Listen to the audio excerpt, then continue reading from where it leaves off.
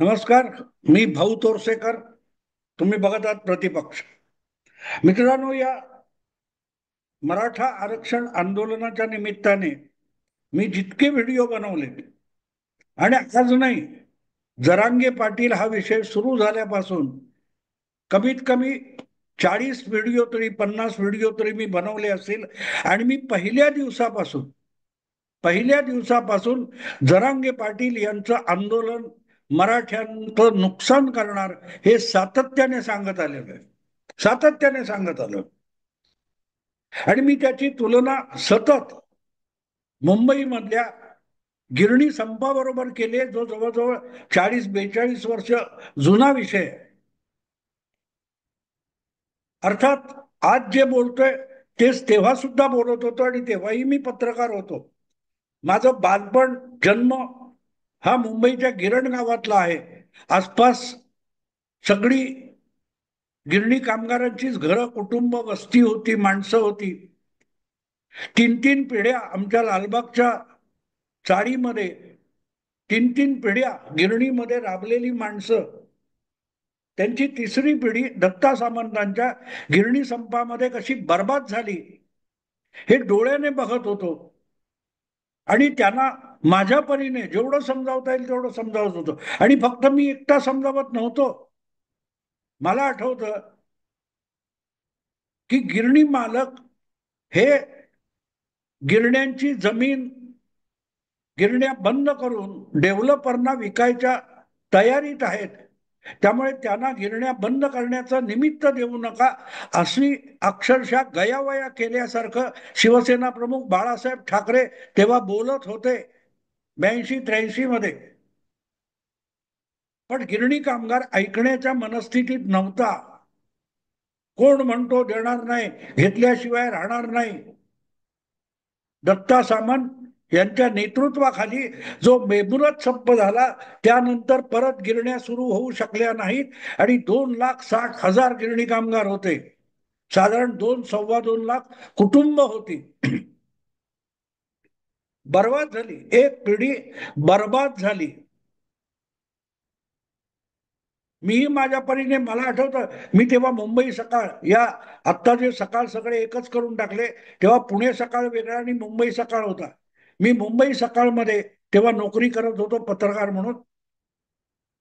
आणि मला शक्य होईल तसं मी लिहिलेलं आहे की बाबा, हा संप जग जिंकून देण्याच्या आवेशात केलेला असला तरी पदरात काही पडणार नाही, बर्बादी येईल, हे सत्य आहे. पण बाळासाहेब ठाकरे हा भांडवलदारांचा माणूस आहे, गिरणी मालकांना विकला गेलेला आहे, सरकारला विकला गेलेला आहे, हे आरोप सरसकट आमच्या गिरण गावात होत होते. आज माझ्यासारखेच त्यावेळचे एक तरुण गिरणी कामगार जे होते ते म्हातारे झालेत, काही जण मरून पण गेलेत. आमच्या बरोबरीच्या वयाचे, उद्ध्वस्त झाली कुटुंब, एक पिढी बर्बाद झाली त्याच्यामध्ये. हाती काय लागलं सांगा मला. आज त्या गिरण्यांच्या जमिनीवर जे उंच उंच टॉवर उभे राहिलेत,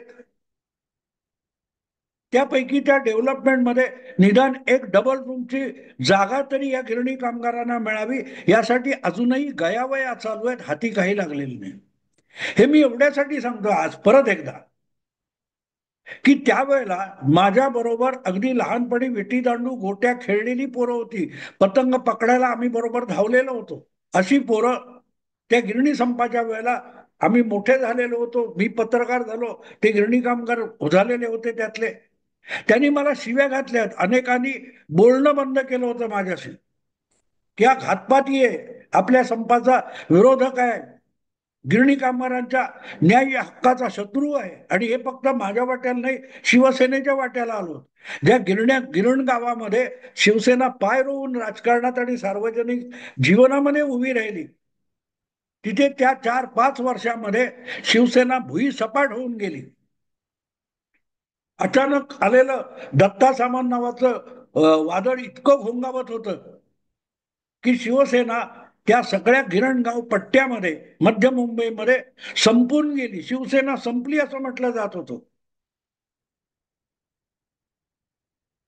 आज त्यातले जे दोन चार मित्र शिल्लक राहिलेत ना, त्या आठवणी निघाल्या की सांगतात भाऊ बरोबर होत असतो. मी त्यांना सांगतो रे बरोबर काय, मला तुम्ही शिव्या घातल्यात तर मी चुकीचं ठरलो तर बरं झालं असतं. कारण 2.5 लाख गिरणी कामगार कुटुंब उद्ध्वस्त झाली. मी ते होण्यापासून रोखावं असं मी म्हणत होतो, बाळासाहेब ठाकरे म्हणत होते, अनेक लोक म्हणत होते, पण ऐकायला कोण तयार होतं? जेव्हा अंगात आवेश संचारलेला असतो त्यावेळेला असं कोण चांगले शब्द सांगतोय, भलं बुरं सांगतोय, ऐकून घ्यायची मनस्थिती नसते. आपण आता जिंकलो ही जी भावना असते, त्यासमोर सगळं जग शत्रू वाटायला लागतं. जो जो तुम्हाला आवरायचा प्रयत्न करतो, शुद्धीत आणायचा प्रयत्न करतो, आवेश ही एक प्रकारची नशा असते. आणि म्हणून जरांगे पाटलांनी सांगायचं की चला आता आरक्षण घेऊनच परत येणार, गुलाल उधळूनच परत येणार, की जो आवेश अंगात संचारतो त्यामध्ये वास्तवाचं भान सुटतं. जे त्यावेळेला 4-5 दशकापूर्वी गिरणी कामगारांचं संपलं होतं. कारण अशक्य कोटीतल्या गोष्टी जेव्हा तुम्ही मागता, त्या देणाऱ्याला ज्याच्याकडे मागता त्याच्याकडे देण्याचा अधिकार नसेल आणि त्या गोष्टी त्याच्याकडे नसतील तर तो देणार कुठून? तो तुम्हाला खेळवू शकतो, भ्रमित करू शकतो, पण देऊ शकत नाही. आरक्षण हा विषय हरियाणामध्ये जाट, राजस्थानमध्ये गुज्जर आणि गुजरातमध्ये पटेल या 3 आरक्षणाच्या भीषण आंदोलनानंतर सुद्धा सुटलेला नाही. याचं कारण तिथल्या राज्य सरकारांनी ते मान्य केलं. पण सुप्रीम कोर्टामध्ये जी एक मर्यादा लक्ष्मण रेषा आखून दिलेली आहे की 50% पुढे आरक्षण जाता कामा नये, ते जोपर्यंत त्यावर तोडगा निघत नाही तोपर्यंत राज्य सरकार तीनदा सर्व पक्षांना मदतीला घेऊन आरक्षणाचे ठराव पास करील, कायदा करील, जी आर काढील, पण प्रत्यक्ष आरक्षण तुमच्या हाती लागणार नाही ही वस्तुस्थिती आहे. आणि ती जर मी सांगत असेल त्यामुळे राग येईल अनेकांना. कारण अशा लोकांना कल्पनेमध्ये रममाण होणं आवडतं. ते कुठच्या तरी देवानंदच्या सिनेमातलं गाणं आहे ना, पल भर के लिए कोई हमें प्यार कर ले, झूठा ही सही.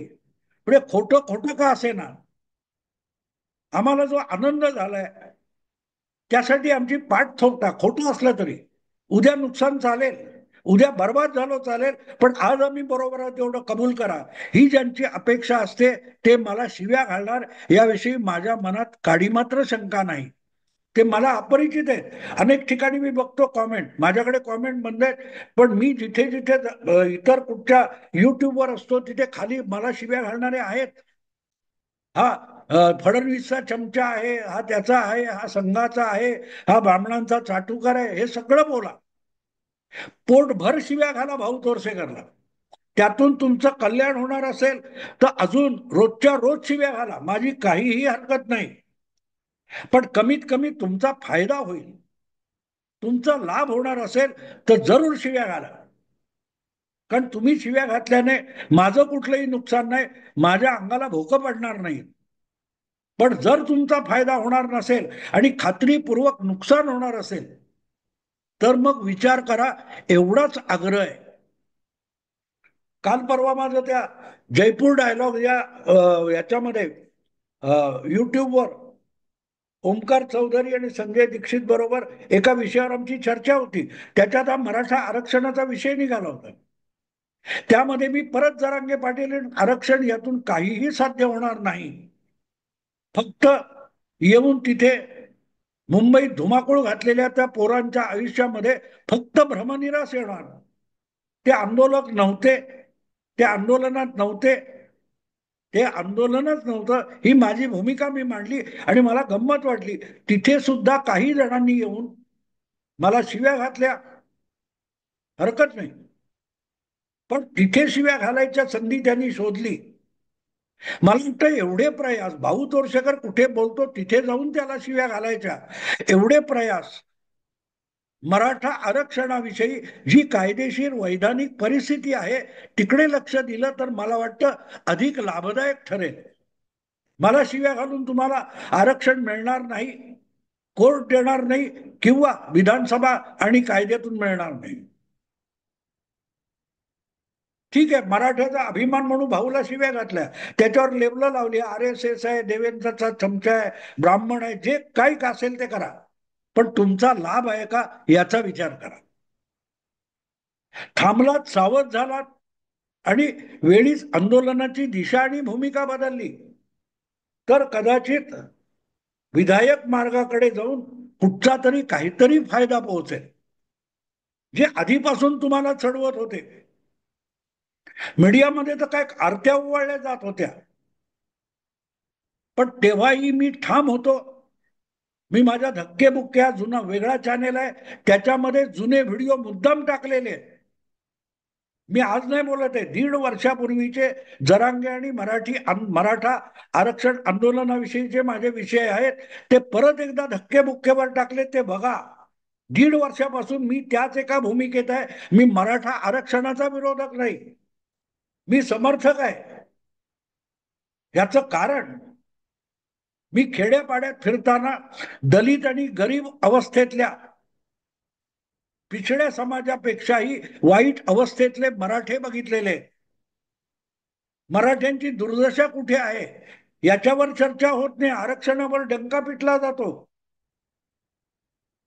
2 एकर, 5 एकर, 7 एकर कोरडवाहू, बिनबागायती अशी शेती करणारे हजारो लाखो मराठे आहेत, ज्यांचा पाय त्या जमिनीच्या मालकीमुळे जमिनीत अडकून पडलाय. एक प्रकारे ती जमीन पायात बेडीसारखी अडकलेली आहे, आणि ज्यामुळे आपली शेतजमीन सोडून शहरात कुठची तरी नोकरी करायला जाणं त्या मराठ्याला, त्याच्या कुटुंबातल्या पोरांना शक्य होत नाही. आणि त्या शेतीतून येणारं उत्पन्न आहे ते कुठल्याही नोकरीपेक्षा कमी झालेलं आहे, पण ती जमीन सोडवत नाही. कुठचं तरी जाऊन बिगारी काम शहरात करतात बिचारी पोरं, त्याच्यावर गावचं घर चालतं, त्या शेतीवर घर चालवणं अशक्य झालंय. इतकी दुर्दशा मराठ्यांची आहे. त्याला आरक्षण का पाहिजे मला माहितीये, ती त्याची गरज आहे, ती मागणी चुकीची मानत नाही मी. पण गंमत अशी की ती मागणी कायद्याच्या चौकटीत बसणार नसेल तर लोकांना झुलवून, आंदोलन करून, दगडफेक करून किंवा आणखीन काही करून आंदोलनाचा फायदा मिळणार नसेल आणि आरक्षण मिळणार नसेल तर ती भीषण फसवणूक आहे. कारण लागोपाठच्या आंदोलनातून जे अशा तरुण वर्गामध्ये नैराश्य येतं, हताशपणा येतो,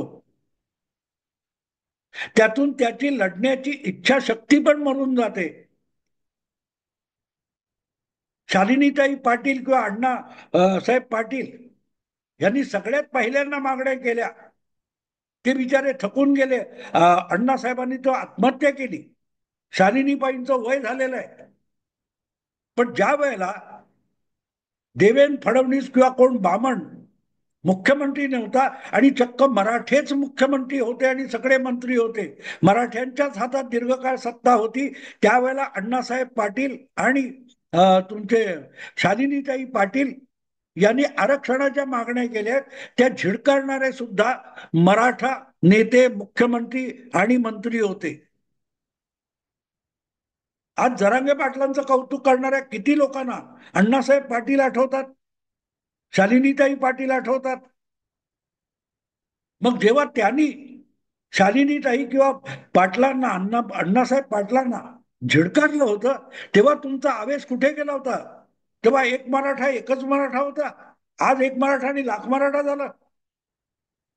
हे सत्य जळजळीत आहे, हे सत्य कटू आहे, ते ऐकायला आवडणार नाही, पण ते सत्य आहे.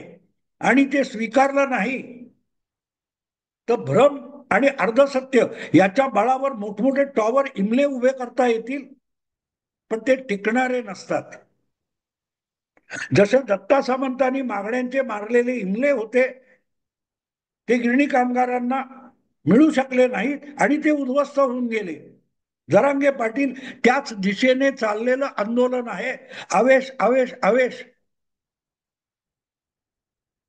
अण्णा हजारेंबरोबर उपोषणाची स्पर्धा चालली आहे, हे मी मान्य करतो. लोक अण्णा हजारेंना विसरून गेले. मी एका व्हिडिओमध्ये पूर्वीच म्हटले, की जरांगे पाटील हे महाराष्ट्राला मिळालेले दुसरे अण्णा हजारे आहेत. निष्पन्न काही होत नाही, पण आंदोलनं चालू राहतात, उपोषणं चालू राहतात आणि मग त्यातून एक नैराश्य येतं. अण्णा हजारेंनी आजपर्यंत जे काय केलंय त्याचं फलित काय याचा विचार करा. दत्ता सामंतचा त्याच्यासाठी करा. किसान आंदोलन दीर्घकाळ झालं, किसान कायदे मागे घेतले गेले, पण आज जेव्हा वेळ आली, अमेरिकेचं दडपण आलं, तेव्हा तोच नरेंद्र मोदी शेतकऱ्यांच्या हिताला धक्का लागू देणार नाही म्हणून ठाम उभा राहिला, अमेरिकेचा रोष पत्करला. तेव्हा तेच किसान नेते जे मोदीला उठता बसता शिव्या घालत होते, ते मोदींच्या आरत्या ओवाळायला उभे राहिले. पण जर ते कायदे तेव्हा पाळले गेले असते, अंमलात आणले गेले असते, तर आज अमेरिका तुम्हाला दादागिरी सुद्धा करू शकली नसती. पण गंमत अशी असते की तुम्हाला भ्रमित करणारे आवडतात, गोड गोड बोलून तुम्हाला लुटणारे आवडतात, कारण तो आता मला खुश करणारी भाषा बोलतो. अख्ख्या मीडियाने तुम्हाला कौतुक म्हणून अंगावर घेतलं, कौतुक केलं. निष्पन्न काय झालं? निष्पन्न काय झालं? एवढं आंदोलन, खेड्या पाड्यातून पोरं आली, रस्त्यावर राहिली, फुटपाथवर आंघोळ केली, मिळेल ती चटणी भाकर खाल्ली. आउटकम काय? खुश असाल त्यात राहा खुश. भ्रमात जो खुश राहू इच्छितो त्याला मी जागा करू शकत नाही, पण जो भ्रमात आहे मला दिसतोय त्याला जागा करणं हे माझं कर्तव्य मी मानतो, म्हणून मी व्हिडिओ करतो आणि करत राहणार. तुम्हाला आवडण्यासाठी व्हिडिओ करणार नाही. तुम्हाला तुमच्या कुंभकर्णी झोपेतून गदगदा हलवून जाग करणं हेच मी कर्तव्य मानलेलं आहे. ते तुम्हाला आवडो न आवडो. आमची झोपमोड केली म्हणून शिव्या घाला घाला, नो प्रॉब्लेम.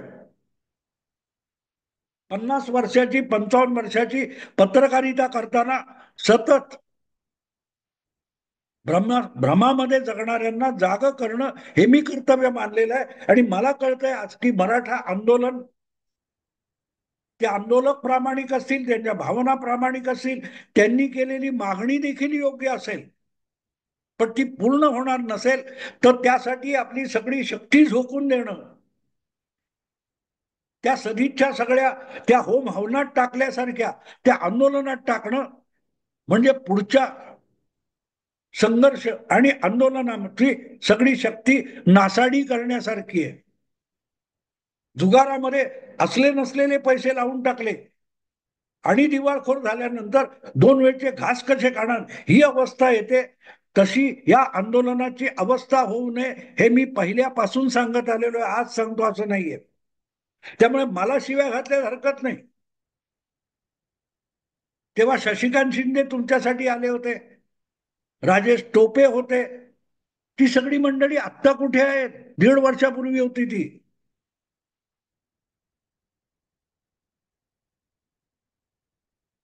सुखवस्तू मराठे हे आपल्यातला हिस्सा जर विस्थापित मराठ्यांना द्यायला तयार नसतील तर ओबीसीकडून ती अपेक्षा आपण कशी करणार आहात याचं उत्तर शोधा.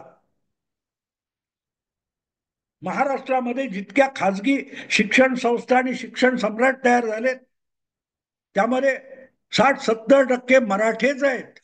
सुखवस्तू आहेत, प्रस्थापित आहेत. त्यांच्या शिक्षण संस्थांमध्ये त्यांनी निर्माण केलेल्या ज्या साखर कारखाने वगैरे काय, त्यात किती आरक्षण दिले? का नाही दिले? संस्था मराठ्यांची चालवणारे मराठे ते द्यायला तयार आहेत का बघा. नसेल तर आज हे घेतो ते घेतो, देणारा कोणच नसेल तर घ्यायला आलात तर देणार कुठून आणि कोण? तेव्हा मला शिव्या घातल्या कुठे कुठे जाऊन, माझ्याकडे कॉमेंट बंद आहे, तो शोधून शोधून इकडे आहे तिकडे आहे, भाऊ आहे तिकडे, त्या खाली अजून शिव्या घाला. मी मराठ्यांचा विरोधक नाहीये. अगदी दलित पॅन्थरच्या चळवळीत काम केलेला कार्यकर्ता आहे. नामदेव ढसा, राजा ढाले यांचा मित्र होतो. जमी पवार आणि नामदेवच्या पुस्तकात पण माझे उल्लेख सापडतील. मुद्दा न्यायाच्या लढाईचा आहे. न्यायाच्या लढाईचा आभास आणि भ्रम तयार करणं ही अनुयायांची, पाठीराख्यांची, समर्थकांची शुद्ध फसवणूक असते. आणि जर हे आंदोलन मीडियामधून गाजलं म्हणून आंदोलन वाटत असेल तर ते आंदोलन नाहीये, त्यातून निष्पन्न काही होणार नाही. हे सत्य, ढळढळीत सत्य सांगणं हे माझं कर्तव्य होतं आणि मी ते सांगितलेलं आहे, सांगत राहीन, सांगत राहीन. कारण मी अन्यायाचा विरोधक आहे, काल्पनिक न्यायाचा समर्थक अजिबात नाहीये. कल्पना विश्वातल्या विजयाचा मी समर्थक नाहीये. मी वास्तवातल्या विजयाचा आणि वास्तविक न्यायाचा समर्थक आहे, पाठीराखा आहे. तेव्हा ज्यांना भ्रमात राहायचंय त्यांनी खुशात मला शिव्या घालाव्यात, शिव्या शाप द्यावेत, जितक्या देता येतील तितक्या द्याव्यात. फक्त आपला लाभ आहे की नाही एवढं बघा, एवढीच विनंती आहे. कारण आजची नाही, या सगळ्या भ्रमामध्ये जितकी वर्ष जातात त्यातून पुढली होतकरू पिढी बर्बाद होण्याचा धोका असतो, निराश होण्याचा धोका असतो. आणि एकदा निराशाग्रस्त झालेला समाज असतो त्याला परत आंदोलनामध्ये चळवळीत आणणं हे भयंकर अवघड काम होऊन बसतं. पुढच्या पिढीत जे नेतृत्व उभं राहील त्यांना सुद्धा आंदोलन उभं करणं अशक्य कोटीतली गोष्ट होऊन जाते. तेव्हा शिव्या घाला, मला काही बिघडत नाही.